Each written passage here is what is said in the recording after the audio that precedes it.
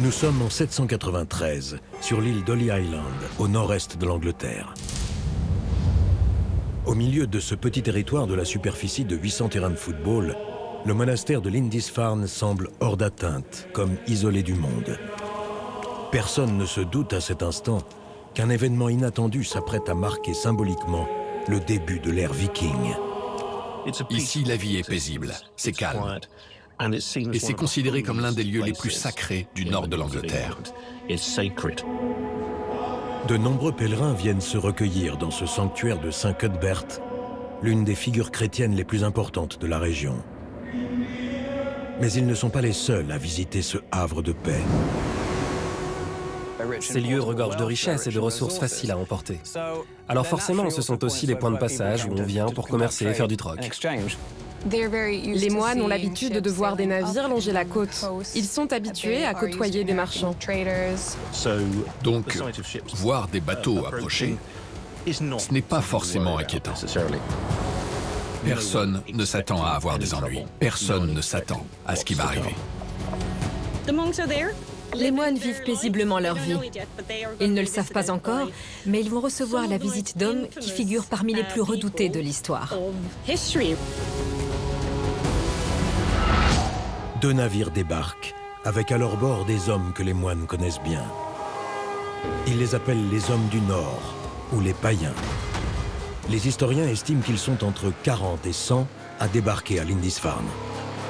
Mais ce jour-là, ils vont découvrir quelque chose d'inédit. Un changement d'attitude chez ces hommes du Nord, ces païens, qui va profondément bouleverser la façon dont l'Europe et le monde les percevront par la suite. Ils ne viennent pas pour commercer. Ils ne vont pas payer pour ce qu'ils prennent. Ils vont le prendre par la force. Ce qui va suivre est raconté dans les chroniques anglo-saxonnes comme l'un des pires jours de l'histoire de l'Angleterre. On parle d'orages violents, de dragons de feu dans le ciel, qui sont probablement des comètes. Mais imaginez l'esprit médiéval essayant de comprendre ce qu'il se passe. La violence de l'événement qui va suivre est telle que les sources anciennes associent ces barbares impitoyables à des créatures légendaires. Car le pire est à venir. Donc on est au milieu de la nuit. On ne sait pas à quel moment de la journée ça se produit. Est-ce qu'ils travaillent? Est-ce qu'ils dorment? Ce que l'on sait en revanche, c'est qu'il y a une attaque soudaine. Dans un déchaînement de violence inouïe, ces guerriers sanguinaires ravagent tout sur leur passage. Ils attaquent le monastère sans défense. Ils tuent la plupart des moines. C'est un véritable massacre. Ils débarquent, ils assassinent et laissent très peu de survivants. Et ils emportent tout. Ils disparaissent sur leur navire aussi rapidement qu'ils sont arrivés. Ils laissent derrière eux un champ de ruines et une peur indélébile. Le choc est immense, pas seulement pour les moines de Lindisfarne, mais pour tout le monde à l'époque. C'est énorme. Beaucoup de moines sont tués, mais certains survivent. Et grâce à eux, on a des sources qui racontent l'arrivée de ces hommes qu'ils appellent païens. Mais nous, on les connaît sous un autre nom. Ces hommes sont ceux qu'on appellera bientôt les Vikings. Les Vikings. Ces tueurs viennent du Danemark, de Norvège et de Suède. On les imagine comme des barbares sanguinaires, coiffés de casques à cornes, maîtres absolus de la violence. Un cliché tenace qui déforme encore aujourd'hui l'image que nous pouvons avoir de ces gens venus du Nord. Quand on parle des Vikings, on parle surtout du mythe viking. Leurs attaques ne sont pas particulièrement plus brutales que celles des autres peuples de l'époque. Quant au casque à cornes, cet accessoire guerrier popularisé grâce aux opéras de Wagner, il incarne la plus grosse erreur historique sur les Vikings. Ces casques n'existent pas. On n'en a aucun vestige archéologique et aucune représentation fiable. C'est une invention du 19e siècle. Les casques authentiques qu'on retrouve sont soit des casques en forme de dôme qui couvrent le crâne et protègent parfois le visage, soit de simples casques coniques. Une légende puissante qui perdure pourtant encore aujourd'hui. Mais derrière ce mythe, la réalité est bien plus surprenante. Elle révèle des hommes et des femmes bien plus complexes que les simples barbares de notre imaginaire. À la base marchands, ils vont petit à petit créer une armée cauchemardesque qui va faire trembler les grandes puissances de leur temps. Mais qui étaient-ils vraiment? Qu'est-ce qui les a poussés à venir attaquer cet endroit paisible? Et quels clichés persistent encore aujourd'hui, à commencer par ceux que nous pouvons voir dans la série Viking, diffusée sur la chaîne américaine History. Nous sommes des Vikings. Si vous regardez la série Viking, on a l'impression qu'ils parlent d'eux presque comme s'il s'agissait d'un peuple. Mais rien ne prouve qu'eux-mêmes se définissaient comme ça. Ça veut dire un pirate, un pillard, un maraudeur. Les Vikings ne se sont jamais appelés Vikings entre eux. C'est bien plus tard, lorsque ces personnes venant du Danemark, de Norvège et de Suède ont pris la mer, qu'il est devenu coutume de les appeler Vikings de manière péjorative. Bien que nous parlions d'eux comme s'il s'agissait d'un seul groupe, la société du temps des Vikings est en réalité très fragmentée, avec de nombreuses communautés aux quatre coins de la Scandinavie. Mais le cliché ne s'arrête pas là. Quand on pense aux sociétés de l'âge viking, on insiste souvent sur les guerriers et sur le militarisme. Et oui, ça existe, mais ce sont majoritairement de simples paysans.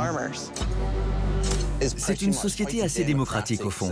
Bien sûr, il y a des chefs, des leaders, mais on sent que les décisions se prennent en communauté. Ils se réunissent régulièrement. Ils n'ont pas de tribunaux comme nous. Ils se réunissent en assemblée et tout le monde participe au jugement des crimes. De petites sociétés éclatées, formées de fermiers guerriers. Ils s'affrontent sans relâche pour des terres, pour l'honneur et pour la survie. Mais à la fin du 8e siècle, tout bascule au nord de l'Europe. Ces guerriers scandinaves lèvent les yeux vers l'horizon et osent franchir la mer du Nord. Il existe toutes sortes de théories pour expliquer pourquoi ils prennent la mer. Mais aucune à elle seule ne suffit. Une théorie dit que, plutôt que de s'entretuer entre eux, ils sont allés se battre ailleurs pour que chacun en profite en Scandinavie.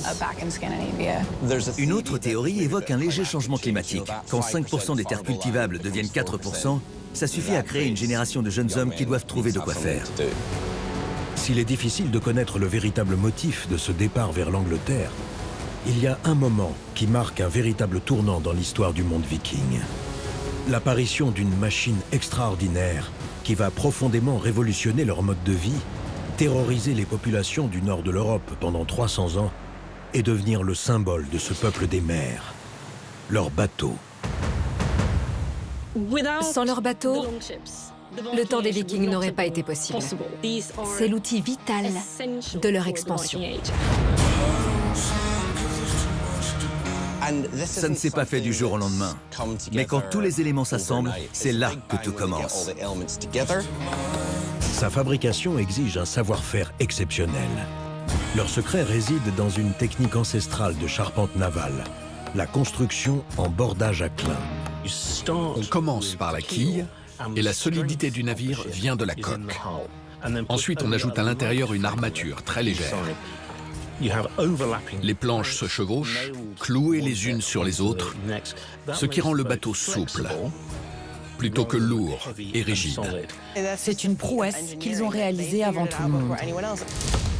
Majoritairement fabriqués avec du chêne, un bois robuste et durable, ces navires peuvent encaisser les vagues les plus violentes. Dotés de voiles carrées en laine renforcée et de rames efficaces, ils sont aussi conçus pour être réparables facilement. C'est un navire aussi à l'aise sur une mer agitée que pour remonter tranquillement un estuaire ou une rivière. C'est une arme très sophistiquée. C'est ça qui les rend uniques. Ils sont rapides et légers, parfaits pour frapper puis disparaître. Au plus fort du temps des Vikings, ces bateaux peuvent embarquer jusqu'à 60 personnes. Pensés dans le moindre détail du point de vue de la charpente navale, ils ont aussi une autre fonction. Comme on le voit sur cette scène de la série Viking, leur importance est telle qu'on les utilise même pour accompagner les morts vers un lieu important du paradis viking, l'au-delà. Les navires vikings sont parfois appelés bateaux-dragons, probablement parce qu'on les voit souvent ornés de têtes de dragon. Ils sont conçus pour faire peur, pour impressionner. À l'époque, les voir arriver, c'était la terreur assurée. C'est grâce à ce bijou d'ingénierie que les Vikings atteignent les côtes de l'Angleterre. D'abord marchands, ils se transforment en prédateurs impitoyables, comme lors de l'assaut sanglant du monastère de Lindisfarne. Une attaque qui s'avère être l'une des premières d'une longue série.